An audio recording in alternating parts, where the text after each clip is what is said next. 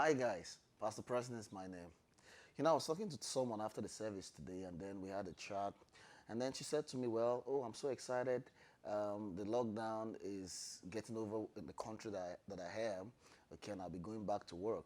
And I said, "You're excited to go back to work?" I said, "Nobody is excited to go back to work. Everybody's just excited to, stay at home, right?" And then I said, "So why are you excited?" She's like, "Well, I'm just excited." Right, but I said, but you were working at home before, and now you're going to work. You're going to be at least spending transportation and the rest of them. And then she said, "I'm just excited." And I said, "Say the truth." Right? I said, "Well, because the house is toxic. There's so much stress. Yeah, there's so much issues, right? Family issues in the house." And I was like, "Okay, I understand." Yeah. So I had to start counseling her on that conversation. But the point now is that's one of the biggest problems in marriages today. Yeah, compatibility. Compatibility, defined from the dictionary, means the ability to exist without problems and conflict, without issues.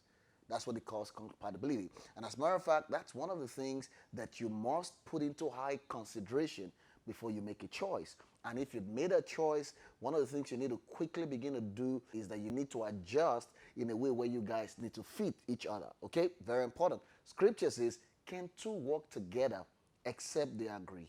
Can two walk together except they agree? In Ecclesiastes, another scripture says, "How will one be warm in the night, right, without someone else with him in the bed?" But sometimes two people could actually be in the bed. Instead of them to be warm, it could be heat, real heat and big trouble. Why? When the two parties are not in peace, when they are not in good terms, when things are wrong. You see that? So instead of it to produce what it was designed to make, it becomes big trouble. When something is malfunctioning, it could cause you more problem. For example, a car that is working rightly will give you joy to drive out and stroll around and all that. But the minute it breaks down, you'll be so shocked how frustrating he could look, right? And then you see how heavy it is for you to even try to push it off the road and then park in a proper way. Compatibility is very important, and you must work that out. And one of the good examples that I want to bring in is this: when a woman is not happy to come home, or a man is not happy to come home, there's an indication that most likely the marriage or the relationship is not compatible. When your staff is not excited to come to work, right, that means the staff and the boss may not have a compatible relationship.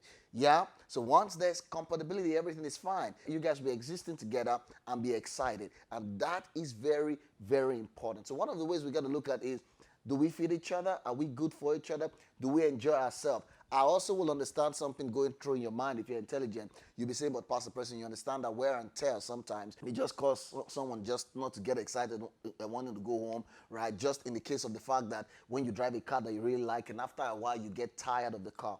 But you know something? When you reinvent the car, maybe you spray it, maybe you brought in a new technology, right? In those days, they used to do something like pimp the car. You still will enjoy the car, isn't it? So it's the same way. You can also reinvent yourself, reinvent the relationship, be creative, be innovative, right? Spice things up, introduce something that is really nice. Don't just go through the same routine. Begin to think about something nice that works for two of you. Let me say that again. Think about something nice that works for two of you, that gets the two of you excited. And then, of course, you begin to enjoy the space. Yeah, that's the truth. One time I discovered I was getting tired, right? Because I just come in and I'll just go in straight to the room. So what did I do? I just reinvented the living room, added some stuff that I think I would have loved. And then I discovered that the living room that I really didn't like to sit, now I begin to enjoy to sit in the room. That's the truth. Whatever you don't like, if it fits you, you begin to like it. If it brings you pleasure, if it brings you joy, you begin to like it, right? So stop making unnecessary demands. Try to avoid to nag. Bible says it is better to be up on top of the roof than to live with a nagging woman. But unfortunately, we have nagging men today. Yeah, that's the truth. Okay, stop to give trouble. Stop to just begin to produce trouble. Try to want to be a solution to each other.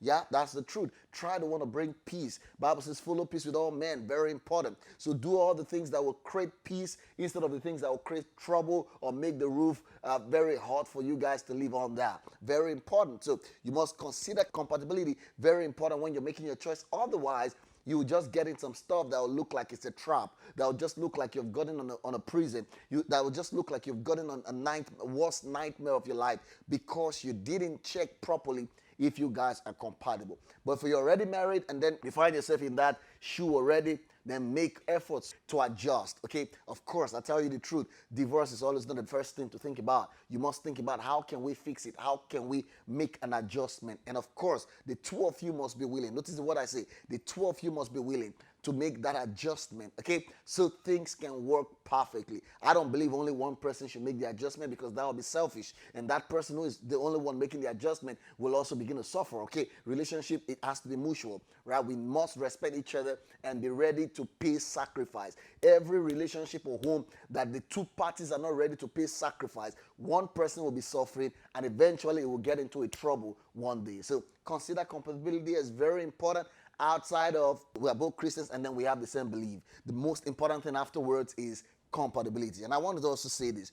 A lot of time, people like to use the word, the Lord said, as his camp. The Lord said I should marry you. And then you guys get married, there'll be trouble. You guys are going for divorce now, and the Lord said. Think sometimes. A lot of time, it is not the Lord that said, it is really what you like that you were running in that began to resound in you, and you began to think it was the Lord that said. Okay, think true. That's the truth, right? Because the Bible already told you to find. If it tells you to find, why will it be saved? So you find by the Spirit, find in wisdom, find what fits you. You know what you are. You know how best you can adjust. You know what you can do, what you can take, what you cannot take. So go for what fits you and not what you really like. Of course, a matter of fact, I'll tell you, people who like each other have gone to the court and divorced. It's not about what you like. It's about what fits you. What fits you, you will like. What you like that does not fit you, you will soon get tired of. So make that a big consideration before you make a choice, or even while you made a choice, or you are in a system, whether a marriage, a relationship, or friendship, or a teammate. These are the things that causes you to enjoy, to live together and be happy and stay longer. Thank you for listening to me, and I hope this brings you a lot of blessing. Thank you.